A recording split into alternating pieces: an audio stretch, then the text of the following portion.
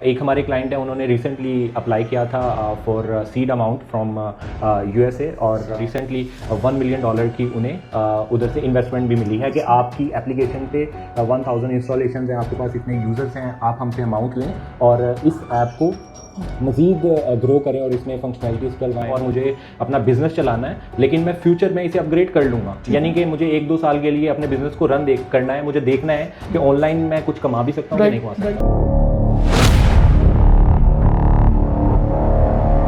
अस्सलाम वालेकुम व्यूअर्स, मैं आज बड़े इंटरेस्टिंग टॉपिक को अपने व्यूअर्स के साथ शेयर करना चाह रहा हूँ। ये सीईओ हैं डेवस्ट्रैंक सॉफ्टवेयर हाउस के, जो वेब डेवलपमेंट के ऊपर अपनी सर्विसेज दे रहे हैं, साथ ऐप डेवलपमेंट के ऊपर भी अपनी सर्विसेज दे रहे हैं। हमारा आज का इनसे सेशन है ऐप डेवलपमेंट। जी मिस्टर आकाश, मुझे सबसे पहले ये बताएं कि आपका ये जो सॉफ्टवेयर हाउस है ये क्या करता है? जी बेसिकली हमारा सॉफ्टवेयर हाउस है डेवस्ट्रैंक के नाम से। तो बेसिकली हमारी जो सर्विसेज हैं वो वेबसाइट डेवलपमेंट और ऐप डेवलपमेंट से रेलिवेंट है। हम जितने भी सेक्टर्स हैं जहाँ पे ऐप डेवलपमेंट या ऐप एप्लीकेशंस एप्लीकेंट हो सकती हैं, वहाँ पे हम अपनी सर्विसेज प्रोवाइड करते हैं। कोई क्लाइंट बनाना चाहता है अपने बिजनेस के लिए, तो उसको क्या इसके एडवांटेजेस जो हैं वो आप समझते हैं कि हो सकते हैं? बेसिकली ऐप थोड़े से आपके बिज़नेस को फास्ट करने के लिए होती है। लाइक आपका स्टोर है, फिजिकल स्टोर है और वहाँ पे आप अपना रेंट भी पे कर रहे हैं, वहाँ पे आप अपनी चीज़ें मेंटेन कर रहे हैं। लेकिन ऐप और वेबसाइट में ऐसा नहीं है। यहाँ पे आपने वर्चुअली सारी चीज़ें ऑनलाइन ही प्रेजेंट करनी है। आपके पास जितना भी स्टॉक है, जितनी भी आपकी प्रोडक्ट्स हैं, वो सारी आप ऑनलाइन प्रेजेंट करते हैं कि हमारे पास ये स्टॉक है। आपके पास स्टॉक में वो पड़ा है नहीं पड़ा, आपने कहीं से लेके देना है, नो मैटर।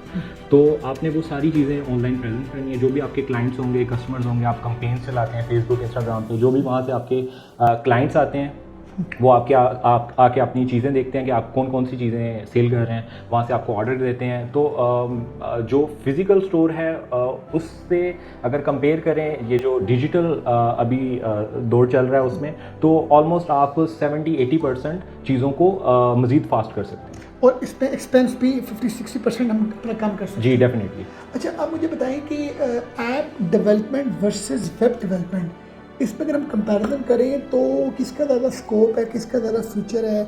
लोगों को अपने बिजनेस किस चीज़ में ज़्यादा शिफ्ट करना चाहिए और लोगों को as a career web development के ऊपर आना चाहिए या ऐप डेवलपमेंट के ऊपर आना चाहिए? 3-4 क्वेश्चन मैंने मिक्स करके आपसे पूछे। एज अ कैरियर और एज अ बिजनेस स्टार्ट करने के लिए दोनों के लिए ही जो सूटेबल है वो वेबसाइट है, क्योंकि वेबसाइट से आपको जल्दी क्लाइंट्स मिल जाते हैं, ठीक है। और क्लाइंट्स के लिए इसलिए बेनिफिशियल है क्योंकि वेबसाइट थोड़ा सस्ते में बन जाती है और आप जल्दी अपना बिजनेस उसमें स्टार्ट कर सकते हैं।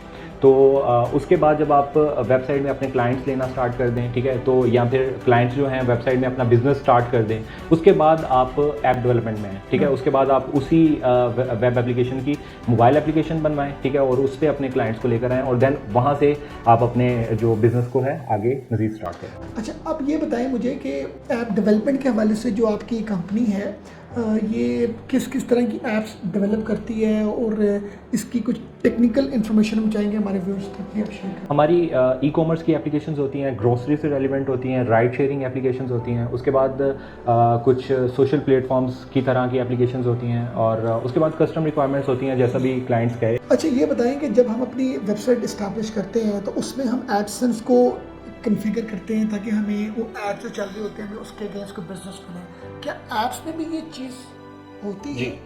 वेबसाइट के लिए एडसन होता है और ऐप्स के लिए एडमॉब होता है, जो कि गूगल का ही है, उसका नाम डिफरेंट है। तो एडमॉब से आप इंटीग्रेशन करके अपनी एड्स शो करवा सकते हैं और जितनी ज़्यादा आपके व्यूज़ आएंगे उस हिसाब से फिर आपको अर्निंग होती है। ऐप तो हमने डेवलप कर ली अपने बिजनेस की, तो अब फर्दर उस ऐप से हमने बिजनेस किस तरीके से या अपना जो रेवेन्यू है या उसकी मार्केटिंग अपने क्लाइंट तक किस तरह पहुंचना है वो जरा गाइड कीजिएगा। बेसिकली हम सिर्फ एप्लीकेशन बना के नहीं देते, बल्कि हमारा ये श्योरिटी होती है कि उस एप्लीकेशन को हम चला के देते हैं।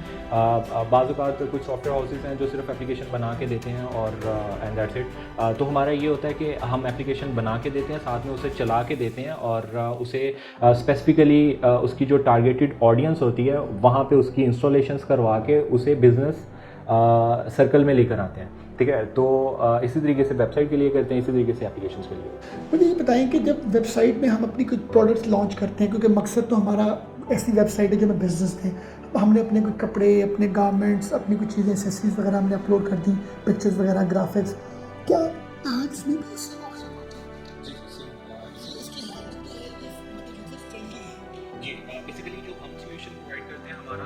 API से कनेक्टेड होता है और ये इस तरीके से काम करता है कि आपके पास एक डैशबोर्ड होता है और डैशबोर्ड से आपने अपनी प्रोडक्ट्स को अपडेट करना है, अपनी यूज़र्स को देखना है या अपने ऑर्डर्स देखने हैं। आपको एंड्रॉयड से आ रहा है या iOS से या वेबसाइट से ऑर्डर आ रहा है, वो एक ही डैशबोर्ड पे आएगा और आप वहाँ से देखते हैं और वहाँ से आप अपनी चीज़ें जो भी हैं वो मैनेज कर रहे होते हैं।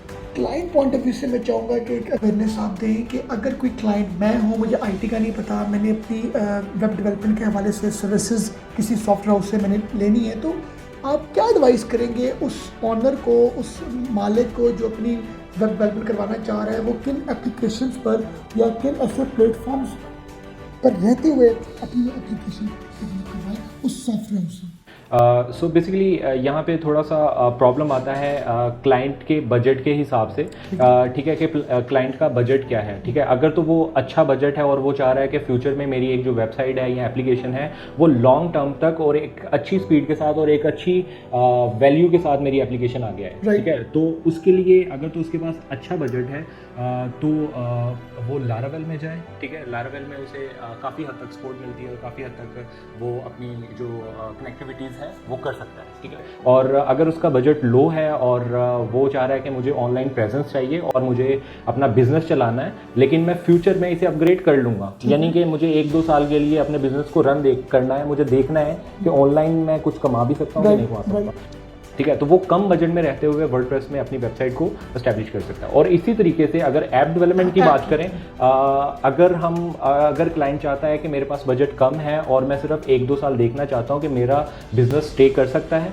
ठीक है, तो उसके लिए सजेशन ये है कि वो फ्लटर में अपनी एप्लीकेशन बनवाए, क्योंकि उसमें 1 लाइन कोड के साथ आप एंड्रॉयड और iOS एप्लीकेशन आपकी दोनों बन जाती हैं, ठीक है, यानी कि आपको थोड़ी कम प्राइस में आपको एंड्रॉयड और iOS एप्लीकेशन मिल जाएगी फ्लटर में, ठीक है। तो वो आप ज़रा थोड़ी कॉस्टिंग में रहते हुए आप अपनी अच्छी एप्लीकेशन, ऐसा नहीं कि ये काम नहीं करेगी, काम करेगी, लेकिन मैं बात कर रहा हूँ प्रो वर्सेस एवरेज, ठीक है, यानी कि एवरेज में रहते हुए आप फ्लटर में जा सकते हैं, ठीक है। और जब आप बात करते हैं प्रो की और आपने देख लिया कि यस मेरा बिजनेस अच्छा चल रहा है और we are earning in millions, तो आप अपनी जो नेटिव एप्लीकेशन है उस पर आप अपना इन्वेस्ट कर सकते हैं। लाइक आप अपनी जो एंड्रॉयड की एप्लीकेशन है फिर जावा में बनवाएं अलग से, आप अपनी जो iOS की एप्लीकेशन है उसे स्विफ्ट में बनवाएं अलग से, ठीक है, और उनकी स्पीड भी फास्ट होगी, उनकी रैंकिंग भी अच्छी होगी और वो सारी चीज़ें ऑलमोस्ट आपकी 10-20% मज़ीद बेहतर आएंगी। राइट। अच्छा, मैं नॉलेज के हवाले से जानना चाह रहा हूँ कि किसी भी रिसोर्स ने अपनी ऐप डेवलपमेंट करवा ली आपकी सॉफ्टवेयर हाउस के थ्रू या किसी सॉफ्टवेयर हाउस के थ्रू बनवा ली, उसके बाद उसको गूगल ऐप स्टोर में इसको करने के लिए क्या पे करना पड़ता है या उसका क्या प्रोसीजर होता है? जी डेफिनेटली, जब एप्लीकेशन बन जाती है तो उसके लिए प्ले स्टोर है वो जो चार्ज करता है वो $25 या चार्ज करता है, नहीं, ऑल द टाइम आप, यानी कि $25 पे करेंगे, 1 टाइम उसका अकाउंट आप बनाएंगे और आप उसमें जितनी मर्जी एप्लीकेशन अपलोड कर सकते हैं और लाइफ टाइम के लिए वो आपका अकाउंट बन जाएगा। और जो iOS है उसकी $100 पर ईयर फीस होती है और उसमें भी आप जितनी मर्जी एप्लीकेशन अपलोड कर सकते हैं और वो $100 फॉर द 1 ईयर उसकी प्राइस होती है। अच्छा, कैरियर पॉइंट ऑफ व्यू से अगर मैं बात करूं, जो लोग ऐप डेवलपमेंट में आना चाहते हैं तो उनको आप क्या एडवाइस करेंगे कि उनके पास कौन से गैजेट्स हों और उनको पहले किस किस स्पेसिफिक चीज़ पर काम सीखना चाहिए, कौन से ऐसी सर्टिफिकेशंस करनी चाहिए?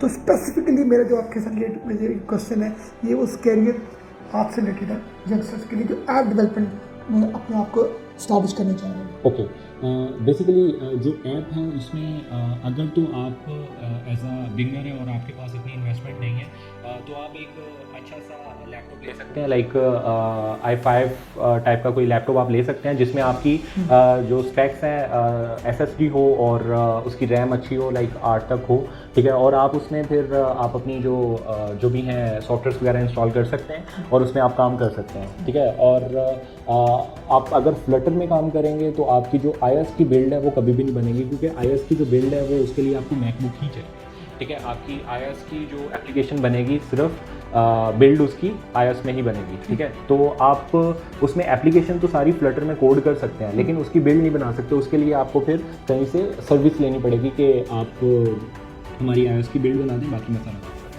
तो वो आपको अलग से सर्विस लेनी पड़ेगी। तो आप स्टार्ट यहाँ से कर सकते हैं विद मिनिमम, ठीक है। उसके बाद आप फिर डेफिनेटली मैकबुक ले लें और आप अपना काम करें। स्पेसिफिक आप कोई हमें कोई डिप्लोमा एडवाइस कर सकते हैं? आई विल प्रेफर कि आप फिजिकली कहीं पे जाके सीखें, आप ऑनलाइन क्लासेस ना लें, ठीक है। यूट्यूब ठीक है, वहाँ से सीखें, आप नॉलेज लें, सारी चीज़ें करें, लेकिन आई विल प्रेफर कि अगर आपका स्टार्टअप है और आप 3-4 मंथ के लिए कोई कोर्स ज्वाइन करें और फिजिकली वहाँ पे जाएं, खुद से प्रैक्टिस करें, खुद से कोड लिखें, ठीक है। तो उससे क्या होगा कि आप ज़रा चीज़ों को अच्छे तरीके से रिवाइज कर सकते हैं, चीज़ों को अच्छे तरीके से परफॉर्म कर सकते हैं। उसके बाद आप कहीं पे इंटर्नशिप करें, उसके बाद आप कहीं पे जॉब करें, ठीक है।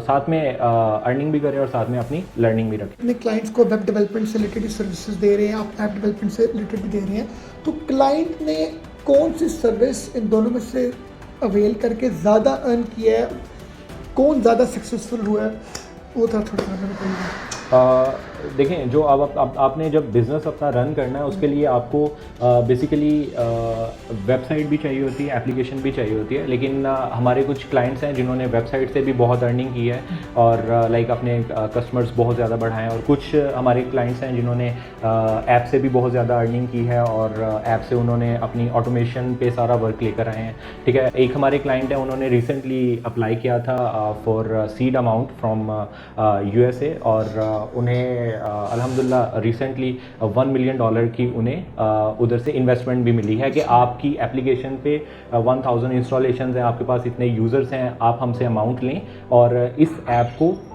मज़ीद ग्रो करें और इसमें फंक्शनैलिटीज़ डलवाएं और इसमें आप अपने मज़ीद क्लाइंट्स को इंगेज करें और उसका जो भी शेयर होगा 10% 5% वो हम आपसे चार्ज करेंगे। यानी कि आप अपनी ऐप बना के अगर एक अच्छे लेवल पे आपकी एप्लीकेशन चले जाती है, मोबाइल एप्लीकेशन, ठीक है, तो वो खुद बाहर से जो इन्वेस्टर्स होते हैं वो आपको अप्रोच करते हैं, ठीक है, और अप्रोच करके आपसे खुद से कॉन्टेक्ट करते हैं कि हम आपके इसके 5% 10% शेयर्स लेना चाह रहे हैं, ठीक है, और उसके अगेंस्ट आपको हम $10 मिलियन $5 मिलियन पे कर सकते हैं और आप उसमें मज़ीद फिर इसे इन्हांस करें, इसकी मार्केटिंग करें, मज़ीद यूज़र इंगेज करें, अपने बिज़नेस को मज़ीद एक्सटेंड करें।